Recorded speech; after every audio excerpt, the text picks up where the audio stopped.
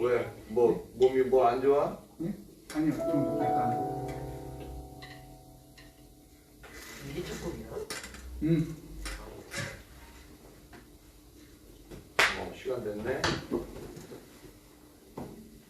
주일 저녁 예배를 시작하도록 하겠습니다.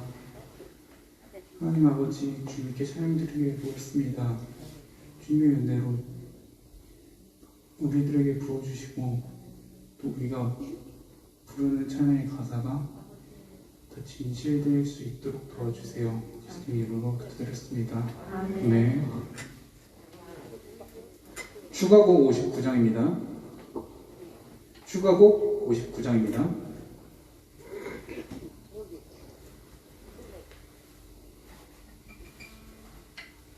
주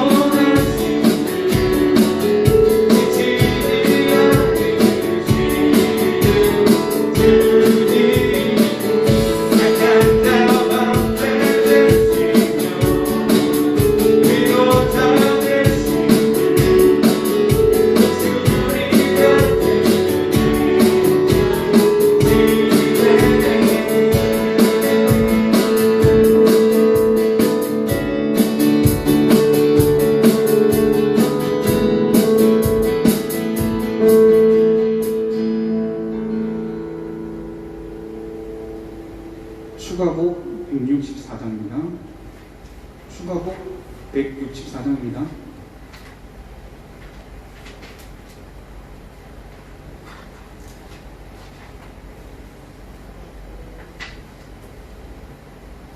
(162장입니다) 죄송합니다. 추가곡 162장입니다.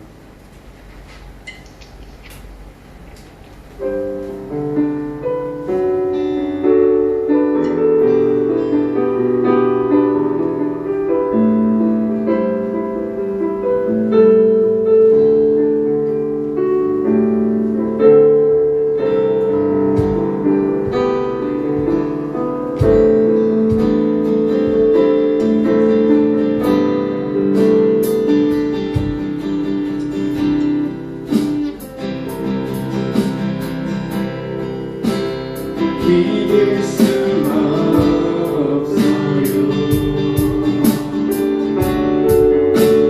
하늘의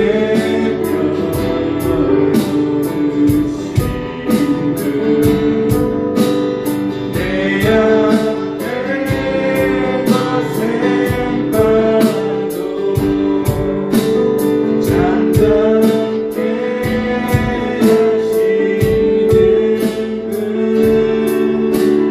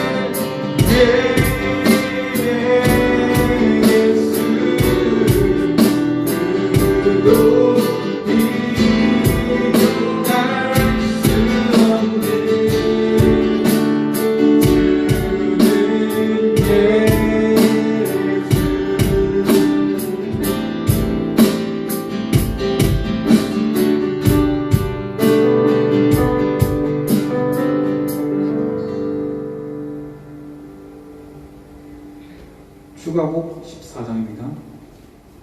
추가곡 14장입니다.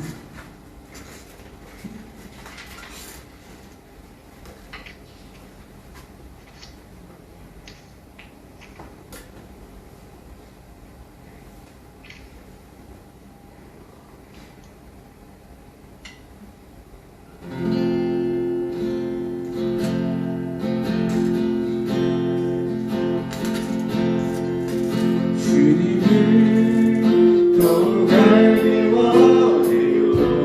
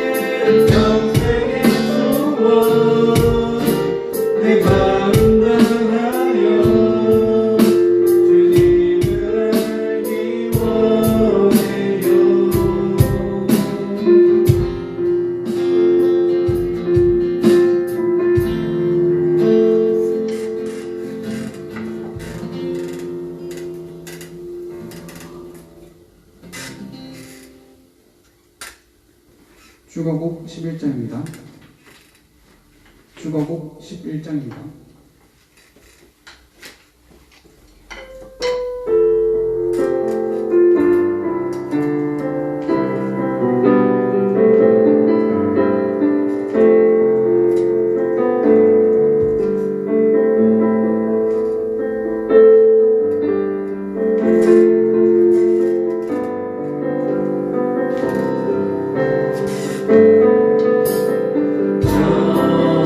정결한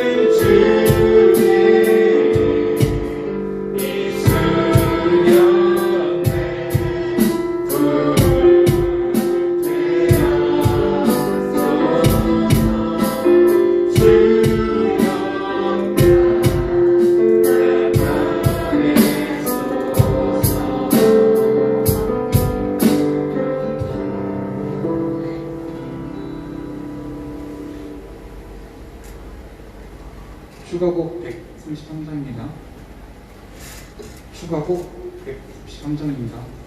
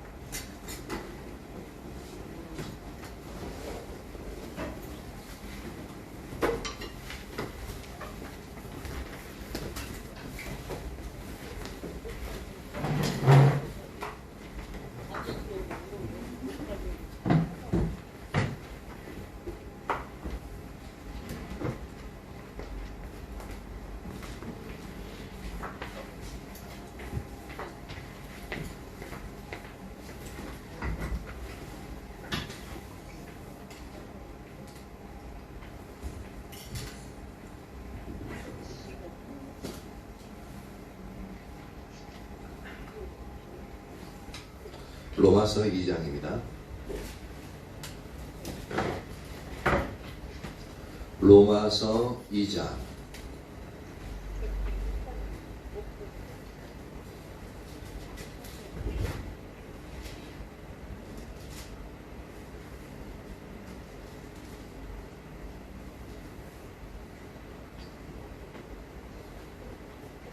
5절에서 15절까지 일단 읽죠. 16절까지, 5절에서 16절까지 교독합니다.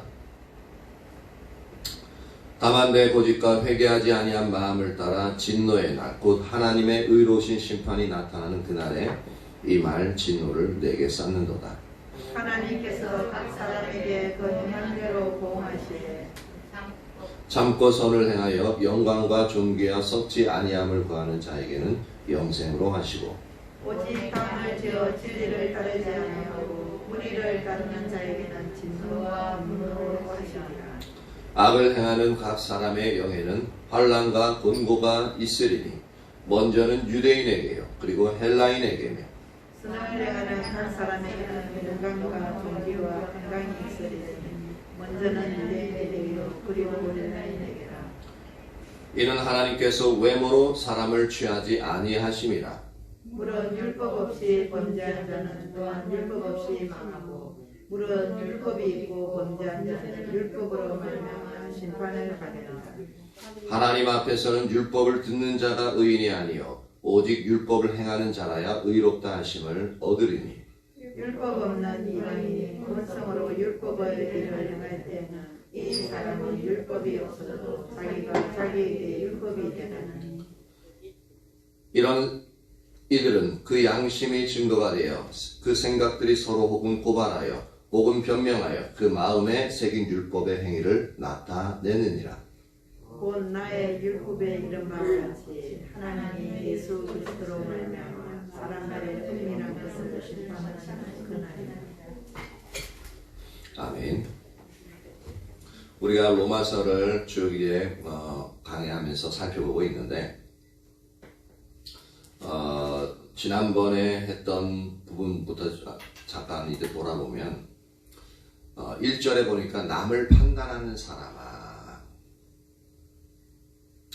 누구를 막론하고 그 어떤 사람이 되었든 간에 네가 핑계하지 못할 것은 남을 판단하는 것으로 네가 너를 정죄함이니 판단하는 네가 같은 일을 행함이라. 우리가 항상 기억해야 될 것은 이 부분이 왜 이렇게 강하게 되어지냐면, 판단은 여기서 보면은 이제 죄 있다, 정죄하는 이제 그런 영역, 심판하는 그런 영역을 말합니다. 너는 무슨 죄를 지었다 라고 하면서 하는 이제 그 영역인데, 그래서 이 판단하는 것, 상대방을 판단하는 자리에 있게끔 되어지면 이제 율법이 우리에게 말하는 것은 우리가 우리 자신을 정죄하는 것과 동일한 일을 행하는 것이다 라고 말하고 있습니다. 왜냐하면 그 이유가 네가 같은 일을 행함이라 라고 말씀하고 있죠. 근데 이 부분이 약간 이해가 안 될 수도 있는데, 항상 얘기하지만 이것은 내가 다른 사람을 판단할 때는 나는 저 사람보다는 최소한 잘하고 있기 때문에 판단이 가능한 거거든요. 잘하고 있지 못하다면 판단할 근거가 안 됩니다. 그냥 너랑 나랑 도찐깨찐 피차 일방 똑같은데 내가 너한테 뭘 할 말이 있겠냐 라고 이제 얘기할 수밖에 없는데, 근데 이렇게 되어지는 영역은 항상 내가 저 사람보다는 낫다라는 생각을 가지고 얘기하고 있는 겁니다. 그래도 내가 너보다는 좀 낫다. 즉 상대적인 평가죠. 근데 항상 하나님이 성경을 통해서 말씀하시는 것은 항상 절대적인 평가입니다. 하나님의 진리에 비추어 봐서 절대적인 평가에 의해서 이 부분을 말씀하고 있는 겁니다. 그러니까 우리는 다른 사람이 을 판단하는 그 자리에 서는 것은 우리가 우리 스스로를 나 자신을 정죄하고 있는 것과 동일한 그러한 죄를 저지르는 것이다 라고 말하고 있습니다. 그리고 분명한 것은 판단하고 심판하는 것은 우리 인간이 할 일이 아니라 판단의 영역, 심판의 영역은 항상 하나님의 영역입니다. 그래서 네 원수를 스스로 갚으려고 하지 말고 하나님께 맡기라 라고 말하고 있죠. 원수가 무엇 하나님께 맡기라.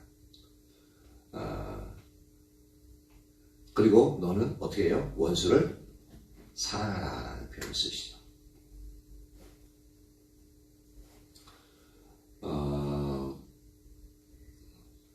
우리가 이제 7절 하다가 말았었는데 쭉 내려다 보면은 이 5절 다만 내 고집과 회개하지 아니한 마음을 따라 진노의 날 곧 하나님의 의로우신 심판이 나타난 그날에 이 말 진노를 내게 쌓는도다. 하나님의 진노를 우리가 쌓게 되어지는 가장 근본적인 이유가 뭐냐면 우리의 고집은 뭐냐면 하나님이 이것이 죄라고 얘기해요. 하나님의 진리에서 죄라고 얘기하는데 나는 그것을 받아들이지 않는 겁니다. 받아들이지 않고 그것을 계속적으로 내 의지대로 그것을 행하는 겁니다. 지식적으로는 동의할 수 있어요. 근데 내 중심에서는 받아들이지 않고 내 중심에서 받아들이지 않으면 어떻게 되어져요? 삶에서는 그대로의 삶을 내가 원하는 대로의 삶을 살아가게끔 되어지죠. 그렇게 되어지면 결과적으로 나오는 게 회개치 아니하는 상태에 이르게끔 되어집니다. 그러니까 내가 회개치 아니한 것은 하나님 앞에서 내가 잘못한 것이 없다라는 얘기거든요. 때로는 우리의 입술로는 하나님 잘못했어요 라고 할 수 있는데 진짜 중심으로 회개치 아니하는 그것을 어떻게 알 수 있냐면 우리가 진짜 중심으로 회개하고 돌이킨다면 우리의 삶의 변화까지 일어나게끔 되어집니다. 삶의 변화까지 일어나지 않으면 그것은 회개하였다라고 말할 수 없는 영역이죠. 그래서 회개할 때 원어적으로 보면은 유턴하는 것, 돌이킨다라는 표현을 씁니다. 돌이킨다. 그러니까 돌이킨다는 건 뭡니까? 잘못된 길로 가다가 이게 잘못됐네 용서해 주세요 하고 그 길로 계속 안 가고 돌이켜서 하나님이 올바른 길로 간다는 얘기입니다. 그러니까 삶의 변화가 있다는 얘기죠. 그런데 하나님의 진노는 어디에 임하게 되냐면 우리가 우리의 길을 계속 고집하고 그리고 그리함으로 내가 그것을 하나님이 잘못했다고 얘기하면 하나님 기준이 아니라고 얘기함에도 불구하고 내 고집대로 행함으로 회개치 아니하는 그 마음을 따라서 하나님의 진노가 이제 우리에게 쌓여지게 된다는 겁니다. 그래서 많은 사람들이 하는 부분이 이 임종하기 전에 반드시 이제 회개 기도를 시키라고 얘기를 합니다. 왜냐하면 이게 자기가 알지 못하는 인식하지 못하는 죄악을 많이 지을 수 이제 그 죄악을 인식하지 못하는 죄악을 내가 짓고 회개치 아니한 부분들도 많이 있거든요. 그러다 보니까 하나님의 공의로서는 이 죄를 가져서 하나님 앞에 나가지 못합니다. 그리고 그 죄를 용서받을 수 있는 그 길을 하나님이 우리에게 부어줘 주셨는데 그건 요한일서 1장 8절과 9절 말씀에서 네 죄를 회개하면 하나님께서 자백하면 하나님께서 용서해 주신다는 부분이에요. 그러니까 끝까지 죽기 전까지 내가 그런 어떤 내 삶이 지금껏 돌아봤을 때 잘 되었다라고 생각하고 그런 죄의 하늘에 대해서 한 점 부끄러움이 없으면 모르지만 실제로는 그렇지 않잖아요. 그러니까 우리가 그 하나님 앞에 나가기 전에 우리 스스로도 항상 주님 앞에 온전히 이전에 지었던 하나님 앞에 가기 전까지 지었던 그런 영역에서 주님 앞에 무릎 꿇고 이렇게 회개를 하는 그 영역들이 필요한 부분을 알 수가 있습니다.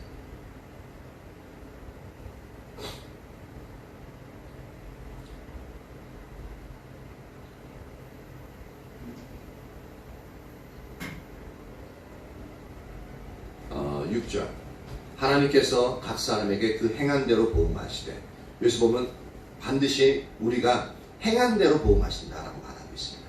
우리가 선을 행하면 선으로 보답하시고, 악을 행하면 그 악에 대한, 죄에 대한 그 결과로서 이제 사망의 고통을 더하시게끔 되어지는 거죠. 그래서 7절에 참고 선을 행하여 영광과 존귀와 썩지 아니함을 구하는 자에게는 영생으로 하시고,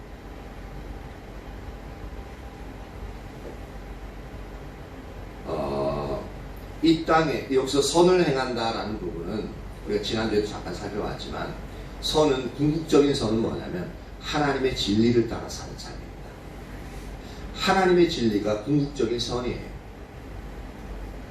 그렇기 때문에 우리가 그냥 도덕적으로 착한 마음 갖고 이렇게 도와주는, 그것도 선에 들어가지만, 실제로 하나님 말씀하시는 그것을 넘어서 하나님이 말씀하시는 대로의 살아가는 그 삶을 선을 행한다라는 표현을 씁니다. 그러면 선의 영역이 상당히 넓어지죠. 이 율법에 있어서 말씀하신 그대로 삶을 살아가는 영역이 하나 있고, 또 하나는 하나님의 의도대로 내 삶을 살아가는가라는 겁니다. 하나님의 의도대로는 것은 하나님이 우리를 인도하시는 그 삶의 영역들이 있잖아요. 그 삶의 영역대로 우리가 삶을 살아왔고 또 살아가고 있는가라는 거죠.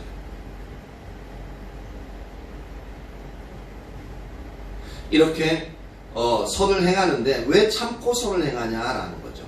그러니까 우리가 하나님의 진리를 행하는 그 말씀대로 살아가는 삶을 살아가는 데 있어서 행하지 못할 영역의 일들이 많이 있다는 거죠. 근데 그것을 참아야 될 영역이 많이 있는 거죠.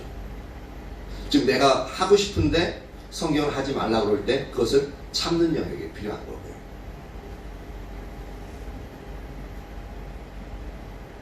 그리고 나는 말씀대로 살려고 하는데 외부 환경이 또 다른 사람이 나에게 대해서 그렇게 살지 못하도록 환경을 조성하거나 나를 괴롭힐 때 그래도 참고 인내하면서 하나님 말씀대로 살아가는 그 영역이 필요하기 때문에 참고 선을 행한다라는 말을 이렇게 하고 있는 겁니다. 근데 참고 선을 행하여 영광과 존귀와 썩지 아니함을 구하는 자에게, 그러니까 우리가 참고 선을 행하여 그냥 무조건 하나님 말씀대로 율법이 이러니까 하나님 말씀대로 이렇게 살아야 돼. 그래서 그 눈앞에 있는 것만 보는 게 아니라 이제 그렇게 참고 하나님의 말씀대로 삶을 살아가는데 우리의 눈은 어디 있냐면 그 문제나 어떤 내 현재 살아가는 삶에 있는 게 아니라 하나님이 우리에게 주실 영광, 존귀와 썩지 아니함을 바라보면서, 하늘의 것을 바라보면서 지금 현재의 삶을 살아가야 한다는 겁니다. 그래야만 참고 선을 행할 수 있어요. 왜냐하면 현재 있는 것만 보다 보면 이게 너무 커 보이기 때문에, 이게 너무 좋아 보이고 커 보이고 너무 고통스럽기 때문에 이게 우리가 그 자리에서 참고 이것을 견딜 수 있는 능력이 없어요. 근데 이것이 참으면서 우리의 시선을 현재 내가 당하는 그 영역에 두는 게 아니라 하나님 주실 존귀와 영광, 그리고 우리의 썩지 아니함에 하늘의 것에 시선을 두고서 가면은 하늘의 소망을 두고 가는 거기 때문에 이것을 참을 수 있는 힘이 우리에게 부어지게끔 되어지는 거죠. 그런 자에게는 어떻게 하신다고요? 영생으로 하신다. 지난주 요거 이렇게 하다가 말았는데, 근데 보시면은 여기 보면은 영생은 우리가 행함으로 얻습니까? 아니면 믿음으로 얻습니까? 믿음으로 얻죠. 근데 이 7절에는 영생을 어떻게 하면 얻는다라고 말하고 있습니까? 네?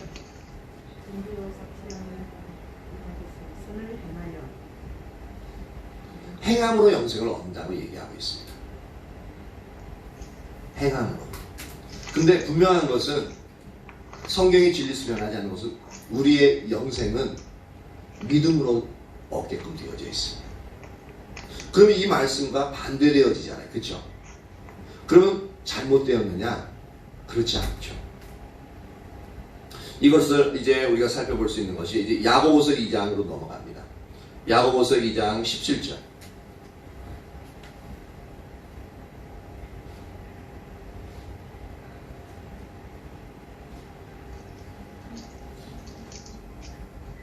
야고보서 2장 17절.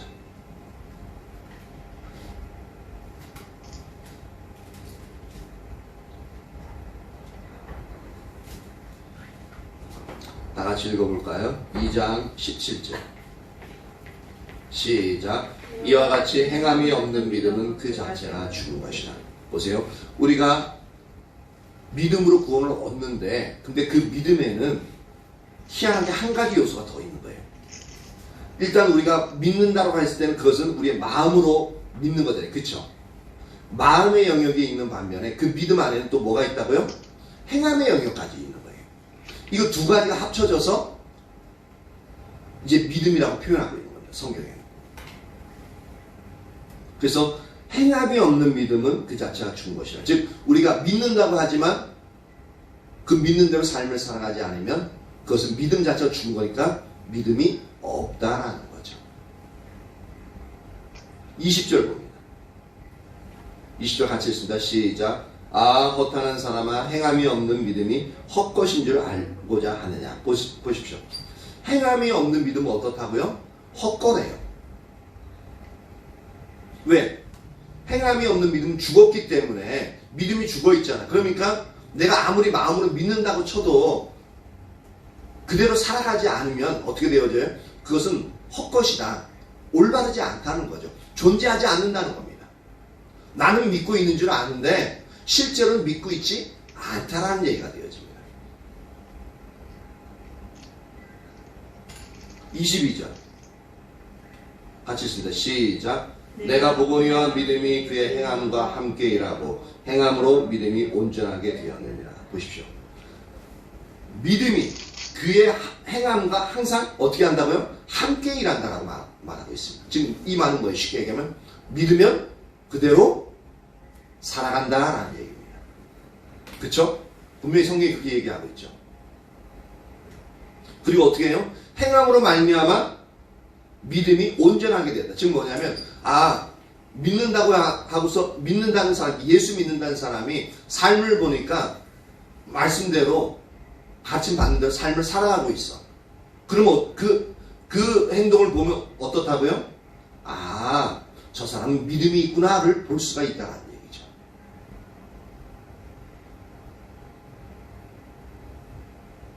26절 같이 읽습니다. 시작. 영혼 없는 몸이 죽은 것 같이 행함이 없는 믿음은 죽은 것이니라. 우리가 죽을 때 우리 영혼이 몸에서 빠져나간다고 그러잖아요. 실제로 빠져나가면 어떻게 돼요? 영과 육이 분리되면 생명이 있어요? 없어요? 없죠. 마찬가지로 행함이 사라진 그 믿음에는 그 믿음 자체가 죽은 거라서 아무 쓸모없는 우리 시체와 똑같다는 거예요. 계속 여기서 보니까 행함과 믿음, 행함과 믿음, 행함과 믿음. 믿으면 반드시 그대로 행하고 행함으로 말미암아 그 사람 믿음이 온전히 된 것을 볼 수가 있다. 그러니까 믿음과 행함은 함께 일한다라고 말하고 있죠. 그러니까 우리가 예수님 믿으면서 이 영역에 있어서 두 가지가 믿음과 행함을 함께 이렇게 강조되어지고 믿음 안에는 마음으로 믿는 영역과 우리의 삶으로 살아가는 영역까지 함께 있다는 것을 올바로 그렇게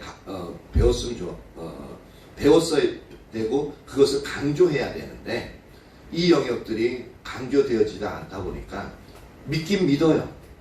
근데 믿음과 삶이 따로 노는 그런 영역으로서 발전하게 되는 거죠. 그래서 주일날 살아가는 삶의 영역과 일주일간의 삶을 살아가는 그 영역이 전혀 다르게 구분되어지죠. 그러니까 삶과 믿음이 이제 별개로 이제 나타나는 영역을 볼 수가 있습니다. 이렇게 삶과 우리의 믿음이 이제 옳지 않은, 그러니까 별개로 나타나는 영역을 예수님께서는 이렇게 말씀하십니다. 요한복음 14장 봅니다.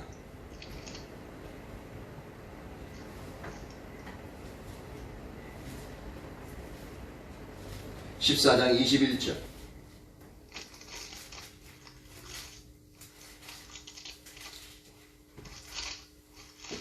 요한복음 14장 21절. 같이 한번 읽습니다. 시작. 나의 계명을 지키는 자라야 나를 사랑하는 자니 나를 사랑하는 자는 내 아버지께 사랑을 받을 것이요 나도 그를 사랑하여 그에게 나를 나타내리라. 여기서 아까 전에 믿으면 그대로 살아가는 행함이 있다라고 얘기했죠. 여기서 그 행함을 뭐라고 말하면 나의 계명을 지키는 자라는 표현을 쓰고 있습니다. 근데 이 행함이 있는 자, 믿으면 그대로 삶을 살아가야 되는데 그 삶을 살아가는 자를 예수님은 어떻게 평가하신다고요? 그 사람은 바로 나를 사랑하는 자다라고 얘기하고 있습니다. 그러니까 우리는 근데 잘못하면서 우리 마음으로만 예수님 사랑의 입술로 고백하면 사랑하는 줄로 알죠. 그쵸? 근데 예수님은 사랑해? 그러면은 그대로 내 계명을 지켜야 된다. 그게 바로 나 사랑하는 거야 라고 얘기하고 있는 겁니다.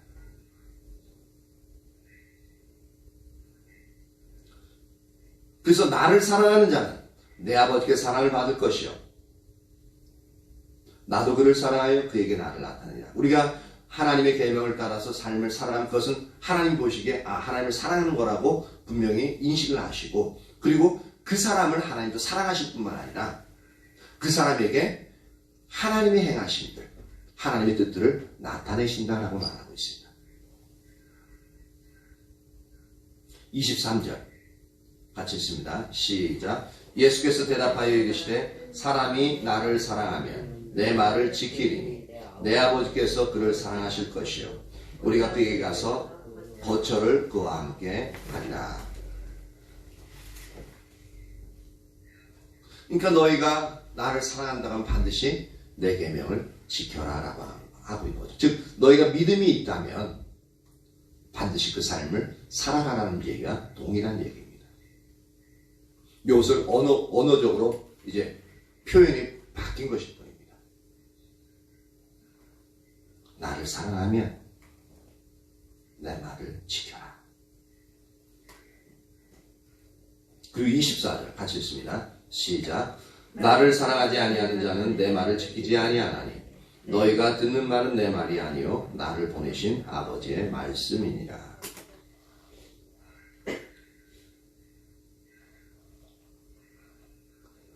우리가 하나님의 말씀대로 살아가지 않는 것을 보면 어떻게 알 수 있다고요?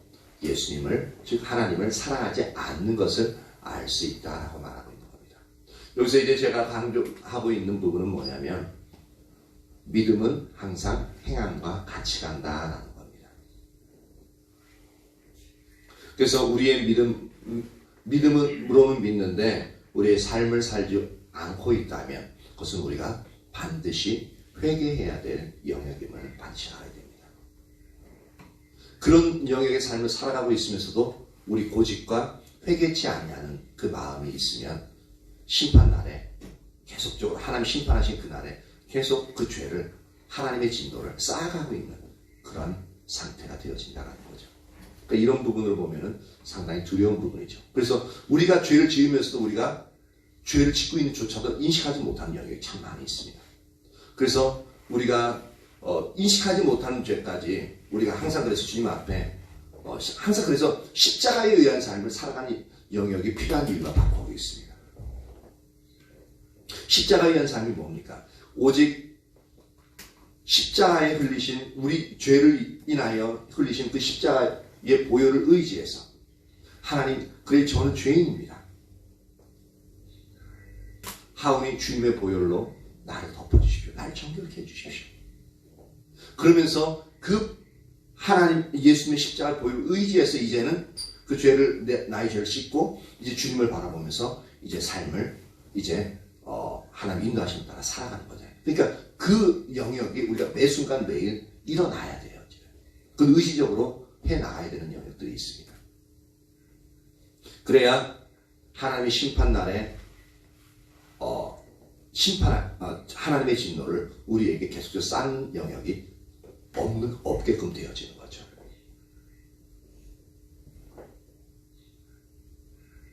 그래서 많은 경우 보면은 회개를 잘하는 사람이 하나님과의 관계도 상당히 이렇게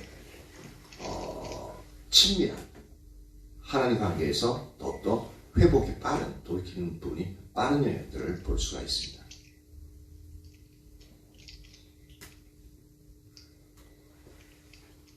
로마서 2장으로 다시 돌아갑니다.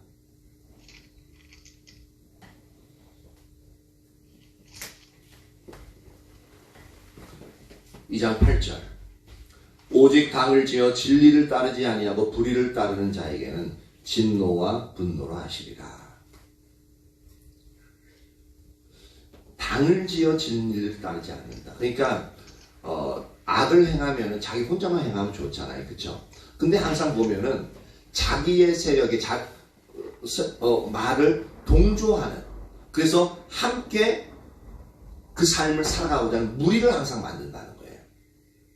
왜냐하면 혼자만 그렇게 살아가면은 어떻게 되어져요? 내가 잘못하는 그 이제 부분을 다른 사람이 지적할 수도 있고, 내 스스로의 정체성을 이제 내 스스로의 정당성을 내세우기가 힘들어지는 영역이 많이 있거든요. 근데 여러 사람이 함께 무리를 지어서 하다 보면 똑같이 이야기하고 똑같은 그 자리에 있기 때문에 이것이 죄인지 아닌지도 알지 못하고 내가 그 일들을 행한 데서 합리성을 가지고 얘기할 수 있게끔 되어집니다. 그러니까 항상 무리를 지게끔 되어지는 거죠. 그리고 이제 어떤 단체나 교회 내에서도 어떻습니까? 이제 만약에 성도 중에 한 사람이 목회자에 대해서, 교회 행정하는 부분에 대해서 불평과 불만이 있으면 자기 마음속에만 그걸 담아두고 있는 사람은 거의 없습니다. 어떻게 해요? 자기의 얘기에 동조할 수 있는 사람에게 그런 부분들을 하나씩 던집니다. 우리 목사님은 말이야, 누구 집사님은 말이야, 우리 교회 이렇게 하는 게 더 낫지 않아? 하면서 주위에 있는 사람들이 그 말들을 던져요. 그러면은 그 사람도 거기에 동조해요. 그러면 편을 얻어서 같이 이제 의견을 공유하게끔 되어지죠. 그것이 점점 퍼지게끔 되어져 있습니다. 무리를 지어요.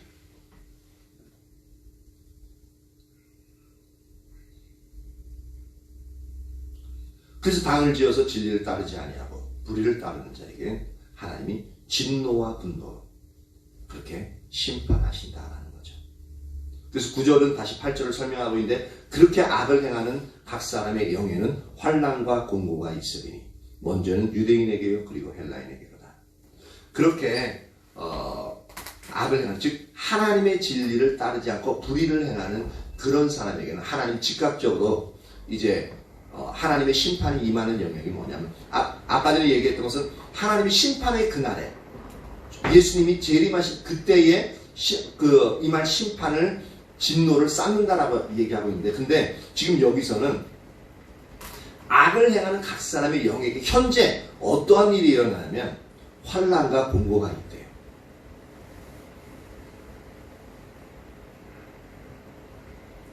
근데 그 환난과 공고는 이제 먼저는 유대인에게요 그리고 헬라인에게로다 이야기하고 있죠. 이런 부분을 우리가 실제적으로 어떻게 알 수 있냐면은, 현대인의 병들이 있잖아요. 현대인의 병들 가운데 육체적인 질병으로 인해 가지고 이렇게 이렇게 병원을 찾는 것보다는 거의가 심리적인 불안감, 압박증 또는 그런 영역에 있어서 병원을 찾는 사람이 거의 80% 이상이라고 얘기합니다. 그러니까 마음의 평안을 찾고 만족하고 관계를 원만히 하고 즐겁게 살아가면 거의 80%가, 그 80%는 병이 생기지 않아도 돼요. 그래서 많은 경우는 스트레스성 질병, 스트레스성 정신병, 그리고 그 질병이 더 아주 잔인하면서도 더 악하게 나타나는 영역들이 전부 다 이 생각에서 정신적인 영역들이, 질병들이 되게 많이 있습니다. 그래서 TV에서 나오는 살인 중에서도 특히 어떤 기괴한 살인들 영역들을 나누고 보면은 정신적으로 대부분 문제 있는 사람들이에요. 그러니까 성경이 이야기하는 것처럼 죄를 짓게끔 되어지면 죄를 짓는 그 사람의 영에, 심령에 환난과 공고가 있는, 스트레스가 쌓이고, 그래서 공황장애가 오고, 하여튼 그런 심리적인 내면적인 영역에 그런 하나님의 심판이 즉각적으로 그 영역들은 임하게 된다는 거죠. 우리도 어떻습니까? 하나님의 말씀대로 살지 않으면 우리의 마음속에 있어서 평안이 벌써 깨지죠. 그렇죠? 평안이 깨어지고 우리 자신과의 화합도 깨어져요. 그러면 어떻게 됩니까? 내 주위에 있는 사람과의 화합도 깨지게 되죠. 왜냐하면 그렇게 되면 내 안에 화합이 깨어지면, 내 평안이 사라지면 불평과 불만, 상처들이 올라오기 때문에 주위에 있는 사람과는 감정 간에 대립이 일어나고, 또 내가 참아줄 수 있고 용납할 수 있는 그 마음들이 어떻게 되어져요? 많아지는 게 아니라 오히려 사라지고, 좀 사소한 일에도 신경이 날카로워지고 다툼이 일어나게 되어지죠.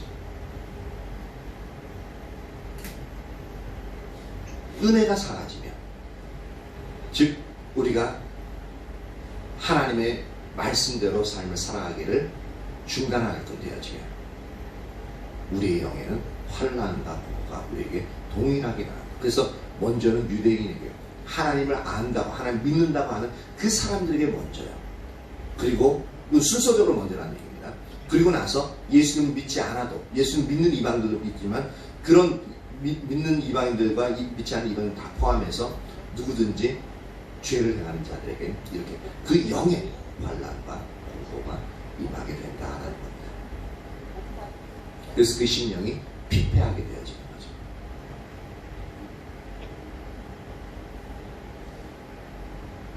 그래서 많은 경우에, 대부분의 경우는 종교생활을 하는 이유가 뭐냐면, 그리고 종교생활을 하고 취미생활을 하는 이유가 뭐냐면, 마음에 있어서 강팍하고 각박한 그 부분들을 위로받고, 또한 그 영역을 심령의 치유를 얻고, 그리고 이제 그 삶을 계속적으로 영위하기 위해서 그러한 일들을 이제 취미생활을 가질 뿐만 아니라 또한 이제 종교생활을 갖는 이유가 대부분은 다 거기에 있습니다. 근데 기독교 자체도, 예수님 믿는 것 자체도 그렇게 생각하는 사람들이 많이 있다는 게 큰 문제죠.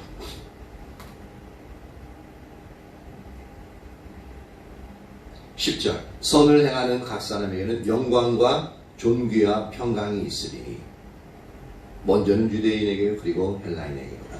선을 행하는 각 사람, 즉 하나님의 진리대로 삶을 살아가는 자에게는 영광과 존귀와 평강이 있으리니, 이 평강은 어디에 있다고요? 심령에 있잖아요.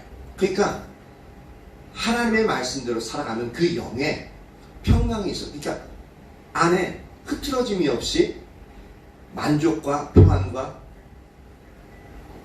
우리 심령에 있어서 잔잔하게 되어지는 거죠. 그러다 보니까 어떤 상황이 일어나도 그것을 하나님의 관점으로 볼 수 있게끔 되어지고, 다른 사람이 나에게서 이렇게 압박해와도 그것을 올바로 보고, 용납할 것은 용납하고 용서할 것은 용서하고, 이렇게 사랑할 수 있는 마음을 우리가 가질 수 있게 되어지는 이유가 바로 여기 있습니다. 물론 이 평안은 우리의 마음의 평안만을 의미하는 것이 아니라, 하나님의 평안이 임한다는 것은 우리의 삶의 영역에 있어서 그 모든 영역이 하나님 말씀대로 삶을 살아가기 때문에, 그 삶이 우리와 함께 이제 우리의 삶을 흐트러뜨리지 않고 그렇게 만족하면서 평안한 삶을 누릴 수 있는 그런 영역까지 다 포함되어지는 부분입니다.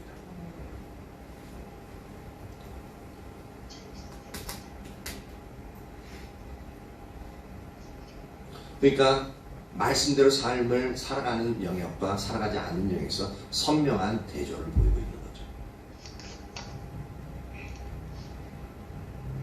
11절, 이는 하나님께서 외모로 사람을 취하지 아니하심이니라. 여기서 외모로 사람을 취하지 않는다는 것은 단순히 하나님을 믿는다는 타이틀이 있잖아요. 교회 다니는 것, 그리고 목사나 권사라는 타이틀. 여기서는 이제 얘기하는 것이 유대인은 하나님이 선택한 민족이라는 그 영역, 그리고 이방인은 하나님이 이제 성경에서 이제 부정한 사람이라고 표현하고 있기 때문에, 그래서 하나님은 그 외모, 유대인이든 헬라인이든 이방인이든 그 외모로 사람을 취하는 게 아니다. 오로지 뭘로 이제 사람을 취한다고요? 바로 하나님의 진리대로 삶을 살아가느냐, 살아가지 않냐, 그걸로 본다.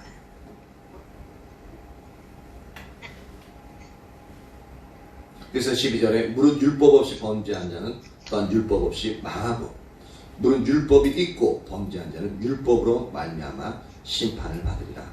여기서도 보면은 항상 율법, 즉 하나님의 진리가 심판을 하고 이제 심판을 하는 항상 기준으로서 등장하고 있는 것을 볼 수 있습니다. 그러니까 이방인들은 율법이 이제 모르잖아요. 그렇죠? 하나님의 율법 모르니까 율법이 없는 자들은 어떻게 해요? 율법 없이 망하게 되어지고, 물은 율법, 예수님 믿는다고 하는 사람들은 있지만 범죄하는 자들은 그 율법의 심판, 그 기준대로 이제 심판을 받게끔 되어진다라고 말하고 있죠. 13절 하나님 앞에서는 율법을 듣는 자가 의인이 아니요 오직 율법을 행하는 자라야 의롭다 하심을 얻으리니. 우리는 이제 교회에 나오고 예배를 드리고 우리가 성경 진리를 잘 알고 있으면은 그래도 세상 사람들보다는 예수님 안 믿는 사람들보다는 의롭다고 생각하는 경향이 되게 많습니다. 그래도 나는 예수님 믿으니까, 모태신앙이니까, 예수를 믿으니까 세상 사람과 같지 않다라고 생각하는 경우가 되게 많다라는 겁니다. 근데 성경은 뭐라 그래요? 그거랑은 하나님 앞에서 어떤 상관도 없다라고 얘기하고 있습니다. 하나님 앞에서는 율법을 듣는 자가 의인이 아니에요. 우리가 지금 율법을 듣고 있잖아요. 그렇죠? 기도를 통해서 하나님이 우리에게 음성 주시는 하나님의 말씀들을 듣고 있잖아요. 율법을 듣는 자가 의인이 아니라 오직 그 율법을 행하는 자라야 의롭다 하심을 얻으리니. 즉 여기서는 그러면 행함을 강조하는 거냐? 아니요. 그게 아니라 여기서 항상 균형을 얘기하고 있습니다. 율법을 듣는다는 것은 마음으로 믿는다는 거잖아요. 그 하나님을. 그렇죠? 그러니까 그 믿음, 마음속에 있는 그 믿음을 이제 믿음으로 그 하나님 말씀 듣고 이제는 거기까지 행동에까지 삶에까지 포함되어서 살아가는 그 사람을 하나님은 의롭다라고 이야기하신다는 겁니다. 단순히 율법을 행했기 때문에 하나님은 의롭다고 얘기하는 것이 아니라는 것을 우리가 분명히 인식해야 됩니다. 우리가 이 부분을 갖다가 이 영역을 이렇게 이제 보자, 그냥 여기 있는 대로 그냥 행하는 자라야 의롭다 하심을 얻는다고 얘기하니까 봐라, 행함으로도 구원을 의롭다 하심 받고 구원함을 얻지 않느냐라고 이야기할 수 있는데, 그것은, 그리고 우리가 생각을 잘 이렇게 조화를 이루지 못하는 경우가 있는데, 분명히 알 것은 항상 이 행함을 얘기할 때는 믿음을 전제로 하고 있다는 겁니다. 구약시대 때도요, 제사를 드림으로, 제사를 행함으로 말미암아 구원을 얻는 율법이 바로 이제 구약시대의 율법이거든요.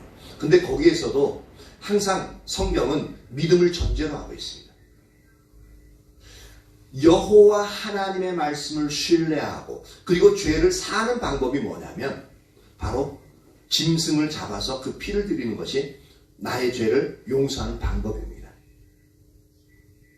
근데 이것이 나중에는 변질되어져 가지고 단지 제사를 드리면 내 죄가 씻김 받는다라고 생각하게끔 되어졌습니다. 그러니까 행함으로 구원을 얻는다라고 그렇게 인식이 되어졌죠. 근데 성경은요, 어느 한 곳에도 행함으로 구원 얻는다고 얘기하고 있지 않다는 겁니다. 구약시대도 하는 것은 그 행함은 반드시 주님을 믿는 믿음에서 근거해서 거기서 이제 하나님 말씀대로 행하는 것을 항상 이야기하고 있습니다. 그래서 신약에서 왜 믿음을 강조하게끔 되어지냐면 구약에서 믿음이 너무나도 가려져 있기 때문에, 그래서 신약에서는 믿음으로 말미암아 구원을 얻는 거다, 너희 행함으로 말미암는 구원이 아니다 라고 얘기하고 있는 겁니다. 근데 그렇게 그러다 보니까 행함을 도외시하게끔 되어지잖아요. 그러니까 야고보서 같은 데서는 행함만 계속 강조하는 거예요. 근데 성경을 전체적으로 이제 균형 있게 보면은 행함으로 말미암아 구원을 얻는 것이 아닌 믿음으로 말미암아 구원을 얻는데 거기에는 행함이 포함되어져 있음을 이야기하는 것이죠. 그래서 13절도 얘기하는 게 하나님 앞에서는 율법을 듣는 자가 의인이 아니요 오직 율법을 행하는 자가 의롭다 하심을 얻는다. 즉 듣고 행하는 자가 의롭다 하심을 얻는다라고 얘기합니다.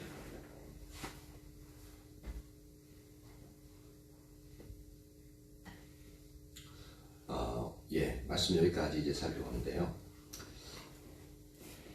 그래서 우리가 항상 이 부분을 분명히 하게끔 되어지면 좀 더 이제 하나님의 뜻을 더 선명하게 분별할 수 있게끔 되어지고, 또한 우리가 믿음으로 행하는 것이 어떠한 영역인지 우리가 더 선명히 보고 우리가 삶을 살아갈 수 있을 뿐만 아니라 다른 사람을 권면할 때도 어느 영역에서 어떻게 틀렸는지, 어떻게 이렇게 올바르게 믿음으로 행할 수 있는지 그 영역을 이제 올바르게 권면해 줄 수 있음을 우리가 알 수 있습니다.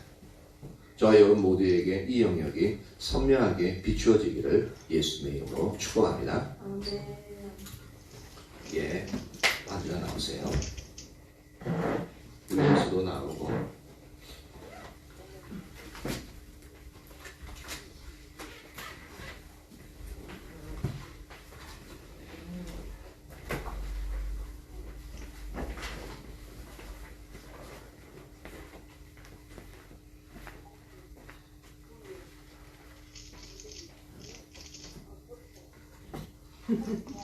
영광이는 나로 소리가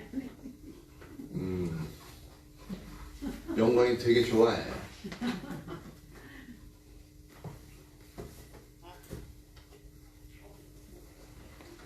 (203장) 할까요?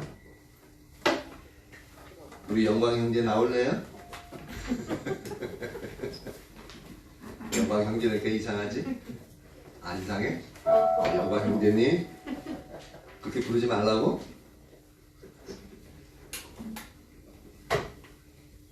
그럼 자매님이라고 부를까? 형제로 부르지 말라니까 자매뿐이 없잖아요. 중성은 없으니까. 예, 앉아요.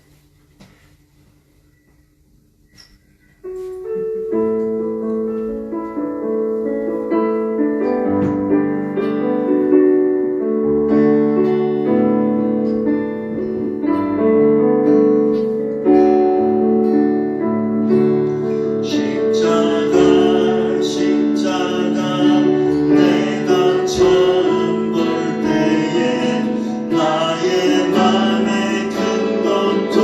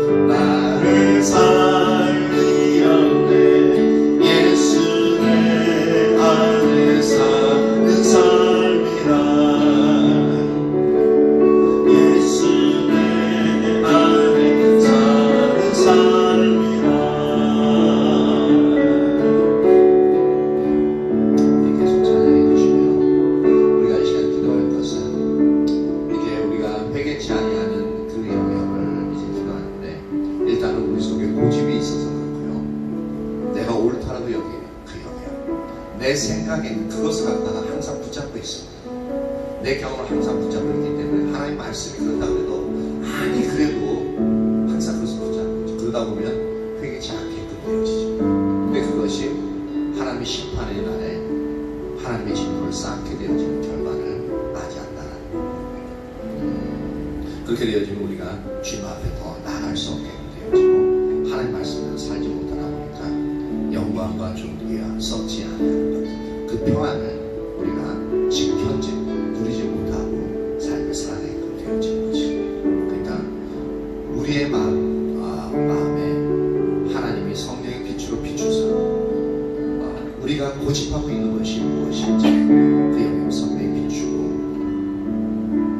또한 하나님 앞에 정직하게 나아가서 직면해서 회개하고 내 삶을 돌이킬 수 있는 그 은혜를 부어달라. 그래서 참고 선을 행하고 그 자리로 나아갈 수 있도록 우리 은혜를 부어달라고 기도합니다.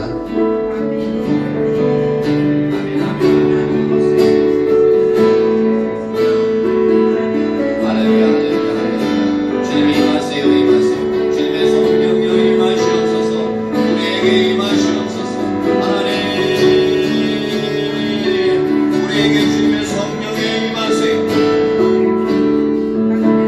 임하사 우리의 심령 가운데 우리가 하나님의 법을 따르기 싫어하는 고집하는 아버지 불안 영역들을 선배히 볼 수 있게 하여 주시옵소서. 내가 버리기 싫어하고 내가 주님께 돌이키기 싫어하는 그 영역이 어떤 것인지 주님의 성령이 임하사 빛으로 임하사 우리에게 성령이 비춰주시길 간절히 소망합니다. 우리가 고집하고 하나님 앞에 돌이키지 아니함으로 말미암아 여전히 우리 안에 우리의 심령 가운데 우리의 영 가운데 환난과 공고가 온전히 임하게 되는 것을 우리가 항상 아버지 보고 알면서도 그것을 아버지 돌이키지 않게끔 되어집니다. 하나님 우리를 불쌍히 여겨주십시오. 하나님 우리를 불쌍히 여겨주십시오. 하나님 우리를 불쌍히 여겨주십시오. 하나님 우리를 불쌍히 여기사 온전히 하나님의 우리의 아버지 어둠을 분명히 보게 하시고 그것을 돌이켜서 온전히 주님께로 나아가는 그런 은혜가 우리 한 사람 한 사람 가운데 온전히 부어지기를 간절히 소망합니다. 아멘. 그리하여 참고 선을 행함으로 하나님께서 주신 존귀와 영광과 평안을 아버지 받아들이는 그러한 삶을 살아갈 수 있도록 우리에게 그 은혜를 부어주시옵소서. 우리에게 그 은혜를 부어주십시오. 먼저 우리가 믿음으로 참고 선을 행하며 하나님의 우리에게 주신 존귀와 영광과 썩지 않음을 바라볼 수 있는 믿음도 먼저 주시옵소서. 그리할 때 주님께서 우리에게 존귀를 주시고 영광을 주시며 우리의 심령 가운데 평안을 주시는 아버지 하나님의 아버지 은혜를 우리에게 아버지 받아들일 수 있음을 압니다. 아멘, 아멘, 아멘, 아멘, 아멘. 그 은혜를 우리 한 사람 한 사람 가운데 더 부어주세요. 우리 한 사람 한 사람 가운데 더 부어주세요. 하나님.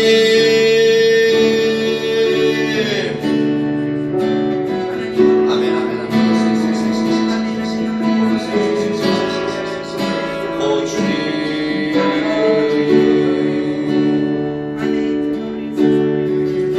그리고 우리가 두 번째로 기도할 것은 하나님이 우리에게 말씀하신 하나님의 진리를 우리가 선명히 인식할 수 있도록 그래서 그 길을 인식하고 그것이 얼마나 우리에게 복된 길인지를 보고 그것을 따라갈 수 있도록 그리고 또 하나는 우리의 다음 세대들이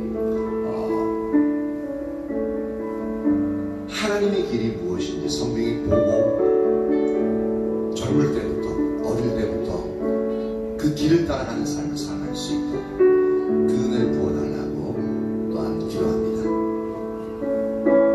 할렐루야, 할렐루야. 살아계신 하나님 감사와 찬양을 올려드립니다. 우리의 눈을 여시사 하나님의 진리가 우리에게 어떤 것인지 우리의 아버지 우리에게 어떤 역할을 하는지 선명히 볼 수 있게 하셨소. 그 하나님의 진리가 우리를 생명으로 인도하며 그 진리 자체가 하나님 우리의 삶의 원리가 되어지고 그것이 생명의 근원이 되어지는 것임을 아버지 선명히 볼 수 있는 은혜를 부어주시길 간절히 소망합니다. 그것이 우리의 삶에서 얼마나 가치가 있는지 보게 하여 주시옵소서. 그리하여 우리가 생각하는 아버지 우리가 옳다고 생각하는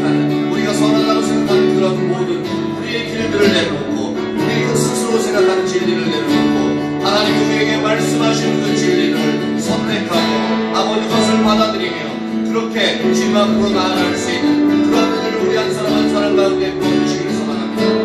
그래야 우리의 삶에 있어서 하나님의 하나님의 진리가 십자가의 복음이 우리의 삶의 토대에 보이게 하시고 십자가의 그 진리가 하나님 우리의 삶의 기준이 되어서 우리의 삶을 그렇게 아버지 세워 나아가는 그런 은혜가 우리 한 사람 한 사람 가운데 있기를 원합니다.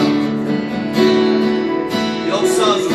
우리에게 그 은혜를 부어주세요. 하나님 또한 아버지 우리 다음 세대들이 하나님의 길을 아버지 선명히 볼 수 있게 하여 주시옵소서. 어떠한 삶을 살아야 하는지 그것을 선명히 볼 수 있는 눈을 아버지 얻어주시길 소망합니다. 하나님 은수와 은지에게 아버지 지리자매에게 아버지 사랑과 영광이에게 하나님 수연이와 지원이 아들이에게 다솜이와 아버지 주영이에게 그 은혜를 부어주시길 소망합니다. 하나님의 길들을 선명히 볼 수 있게 하여 주시옵소서. 하나님의 그 길을 보고 하나님의 그 길에 있어서 아버지 얼마나 아버지 그것이 아름다운 길이요 얼마나 그것이 영화로운 길인지 선명히 보고 그 길을 따라 나아갈 수 있는 영혼들 되게 하여 주시옵소서. 이들을 통하여서 하나님의 놀라운 영광을 드러내시고 이들을 통하여서 아버지 세상에 아버지 주님을 알지 못하는 자들을 아버지를 통해서 하나님께로 인도하는 놀라운 은혜가 아버지들에게 부어지기를 간절히 소망합니다. 하나님의 역사하시옵소서. 하나님의 역사하시옵소서. 하나님 그 은혜를 부어주세요.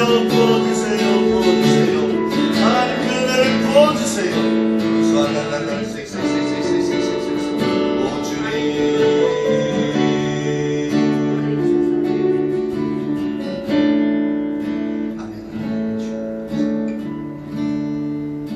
하나님 우리에게 주의를 주시고 그날을 복되게 하시며 거룩하게 하신 하나님 감사합니다. 우리가 아침부터 저녁까지 주님을 또한 그렇게 찾을 수 있는 은혜를 부어주심을 인하여 감사와 찬양을 올려드립니다. 하나님 주님을 찾는 그 자들에게 하나님께서 상 주신다고 하셨어. 하나님의 주님을 찾아 나온 한 사람 한 사람 기억하시고 그들에게 주의 말씀대로 놀라운 상을 부어주시사 일주일간의 그 삶이 항상 승리하는 삶이 되어질 수 있도록 은혜를 부어주시길 간절히 소망합니다. 돌아가는 발걸음 주님 안전하게 지켜주시고 또한 쉴 때에 주님의 은혜로 말미암아 평안케 하시고 강건케 하시며 회복되어질 놀라운 은혜의 역사가 한 분 한 분에게 그렇게 임하기를 축복합니다. 감사합니다. 주님. 예수